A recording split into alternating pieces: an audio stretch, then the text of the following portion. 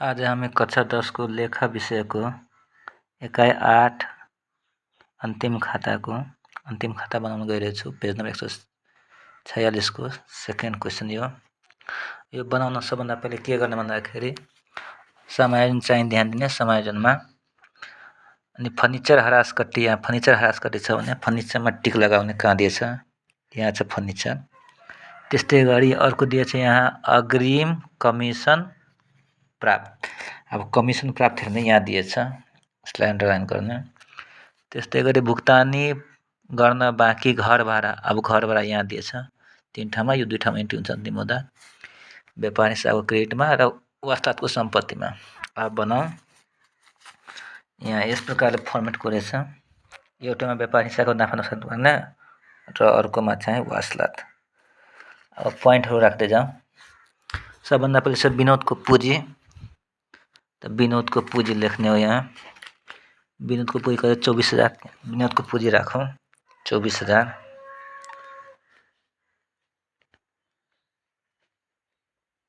विनोदको पुँजी 24,000। अर्को छ विनोदको पुँजी फिर्ता खाता। यहाँ लेख्ने पुँजी फिर्ता कति लेखेछ यसले 6,900। त 6,900 ले माइनस गर्ने यहाँ 6,900 6,900 मात्र यहाँ एउटा 6,900 भयो। अब तेस्रोमा यहाँ खुद्रा साहु, यो पनि के हो दायित्व राख्ने यहाँ एक स्टेप तल खुद्रा साहु रकम यसले दिन्छ किताबले 43,000, यहाँ राख्ने 43,000 भयो। अब त्यसपछि अर्को दिन्छ भुक्तानी दिनुपर्ने बिल, यो पनि दायित्व हो, यहाँ लेख्ने भुक्तानी दिनुपर्ने बिल। रुपैयाँ यसले दिएछ भुक्तानी दिनुपर्नेमा 4,000, यहाँ 4,000 राख्ने हो। त्यस्तै गरी अर्को क्वेसनमा यहाँ दिएछ भुक्तानी दिनुपर्ने पछि खुद्रा आसामी सम्पत्ति 51,000, त सम्पत्ति हराउने खुद्रा आसामी यहाँ 51,000 राख्ने। त्यसपछि यहाँ दिएछ भुक्तानी दिनुपर्ने, यहाँ दुईटामा दिनुपर्ने एउटा लिनुपर्ने हुनु थियो। अब के गर्ने, मिस्टेक सायद हुन्छ पक्कै।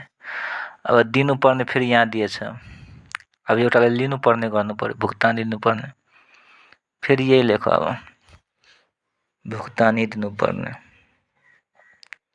भुक्तानी दिनुपर्ने बिल कति दिएछ यहाँ 5,000, एउटा लिनुपर्ने हुन्थ्यो, टाइपिङ मिस्टेक छ। अब हेरौँ, फर्निचर दिएछ कति 10,000, अनि फर्निचरमा के लेखेछ यसले फर्निचर ह्रास कति 2,000 रुपियाँ।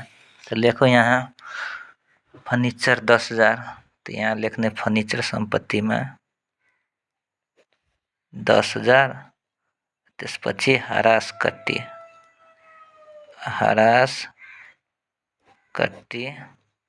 2,000। यो एडजस्टमेन्टको समायोजनको 2 ठाउँमा इन्ट्री गर्नुपर्छ। त्यसैले नाफा नोक्सानको डेर राख्ने, लेख्ने यहाँ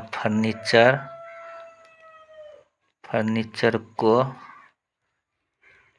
ह्रास कट्टी 2,000 रुपियाँ। अब अर्को दिएछ जरान खर्च। अब यो मेसिन जरान खर्च हो, यहाँ लेखो कारखाना सम्बन्धी, लेखो यहाँ कारखाना सम्बन्धी जरान खर्च 4,500। अर्को छ व्यापार खर्च आउँछ नाफा नोक्सानमा, त लेख्ने यहाँ व्यापार खर्च 47,000।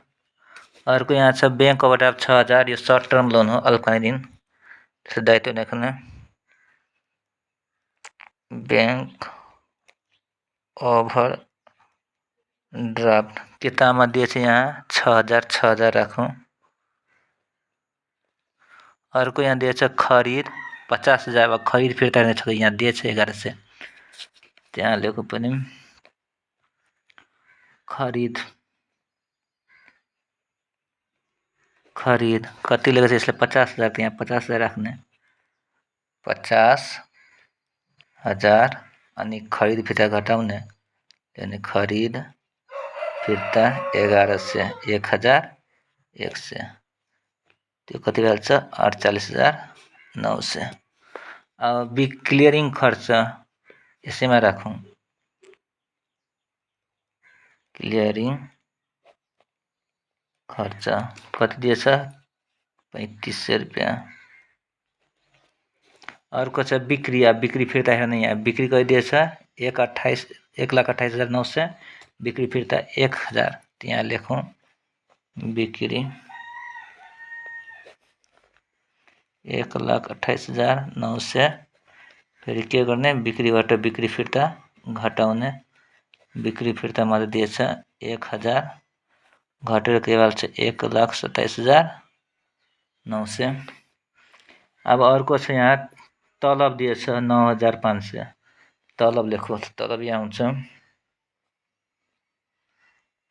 तलब 9,500।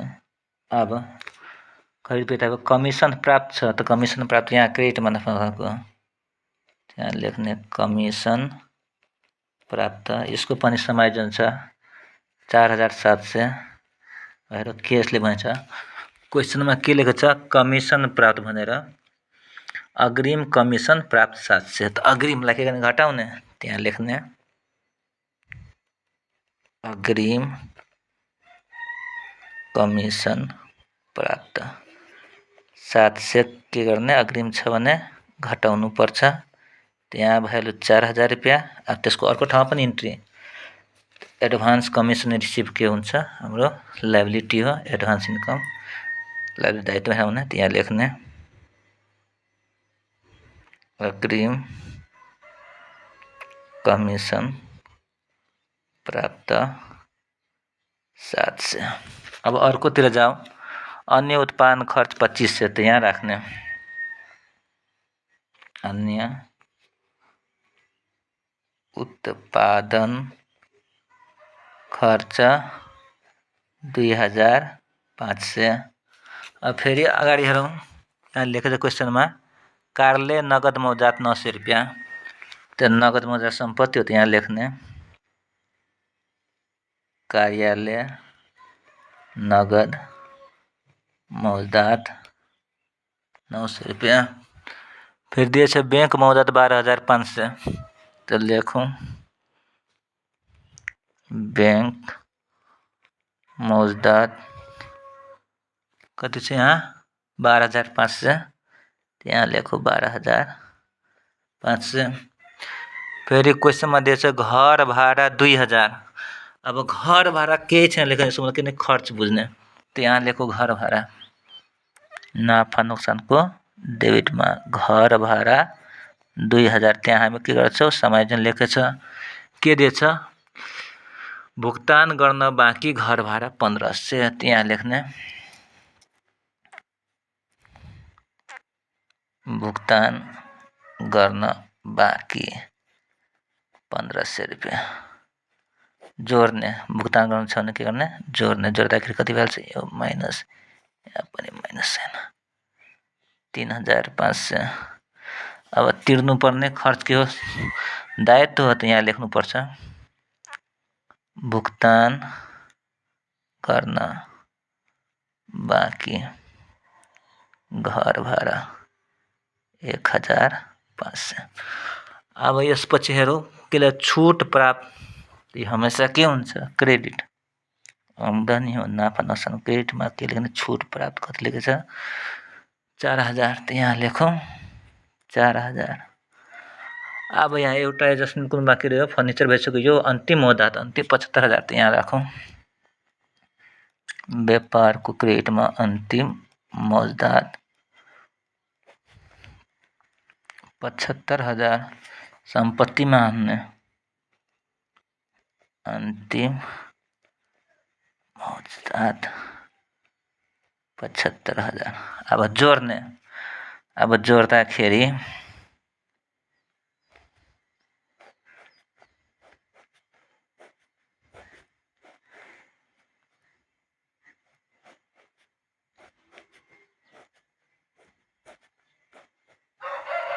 यहाँ लेखु जम्मा, यहाँ पनि जम्मा, यहाँ पनि जम्मा, यहाँ पनि जम्मा। अब यहाँ जोड्दाखेरि कति हुन्छ? यो जोड्दाखेरि 25 जोड्यो भने कति हाल्छ? 2 लाख। त यहाँ हुन्छ 2,02,900। यहाँ पनि लेखो 2,02,900, 2,02,900। क्रेडिट बढी छ त्यसैले यहाँ लेख्ने कुल नाफा लेख्या क्रेडिट बढी छ।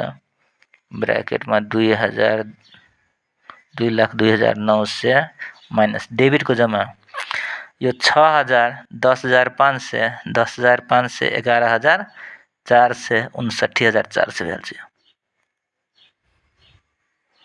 फेरि जोडौँ। 4.5 र 3.5 कति हुन्छ? 8,000, 10,500, 900 भने 11,400, 59,400, 59,000।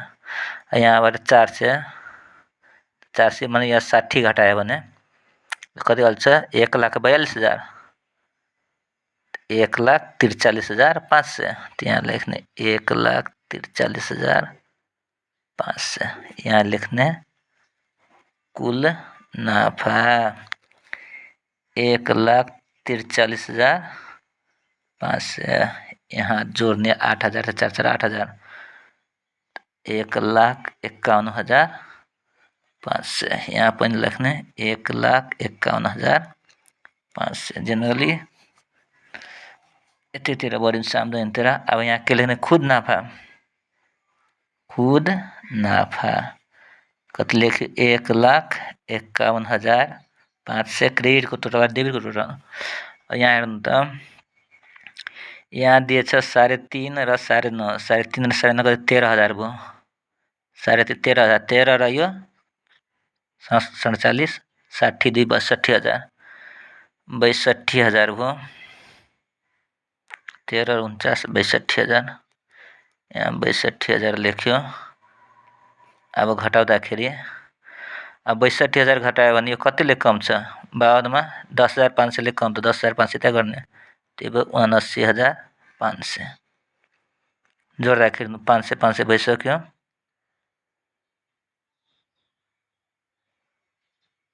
कतिले बढी छ?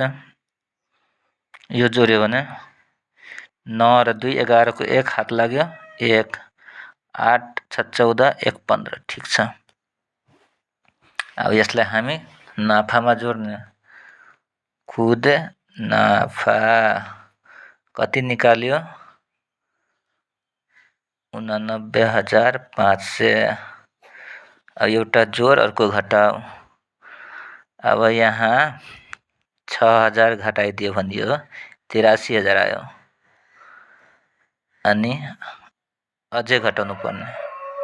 83 बाट यो 400 त 6,000 मा 83,000, 82,600, 82,600, 1,06,000 यो 600 भयो।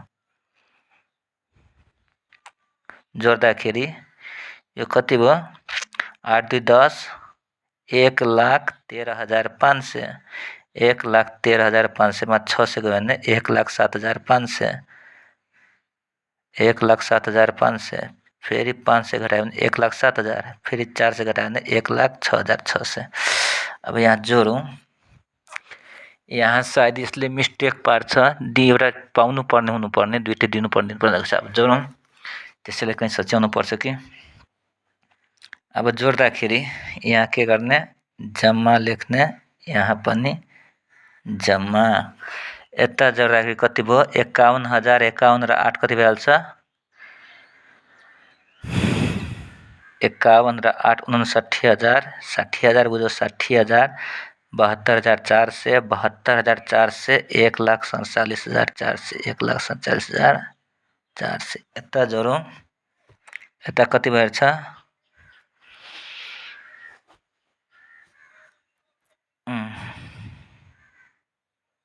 1,06,000 फेरि यहाँ 1,39,000 यहाँ क्वेसन चाहिँ के गर्छ मिस्टेक गरेछ यसले बैंकबाट सब लेखेको ठिकै छ यहाँ 400 छ यहाँ 6 र 4 7 13 13 5 18 अब यहाँ जोड्दाखेरि कहीं क्वेसन मिलेन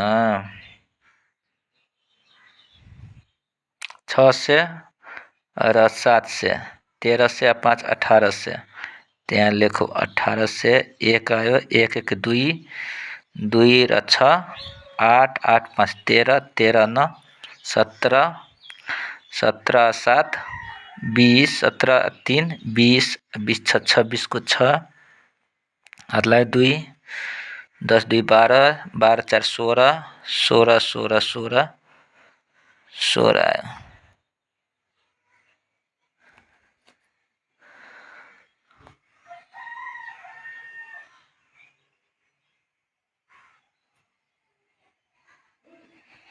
16 आयो आएछ फेरि जोडौँ 1,06,000 1,49,000 1,54,000 1,59,000 1,65,000 6 6 6 6 र 7 13 13 5 18 को 8 हात लगे 1 6 1 7 7 3 10 10 4 14 14 5 19 19 6 25 25 1 26 को 6 हात लगे 1 2 2 अनि 2 2 2 2 10 2 12 12 4 16 ठीक छ यो 1,49,000 1,53,000 1,58,000 1,64,000 1,65,000 1,66,200 1,66,800 अब यति हो कहीं क्वेसन यहाँ दिनमा मिस्टेक गर्छ हामीले मार्क्स सही नै पाउने हो अब क्वेसन यस प्रकार हो क्वेसनमा कहीं मिस्टेक दिएछ किताबले त्यो सच्याउनु पर्ने 2 चोटि भुक्तानी दिनुपर्ने दिएछ यहाँ यसैलाई के फेरबदल गर्नुपर्छ अर्को यहाँ छ प्रोसेस सही हुनु पर्यो अनि यसको सोलुसन यस प्रकार छ धन्यवाद।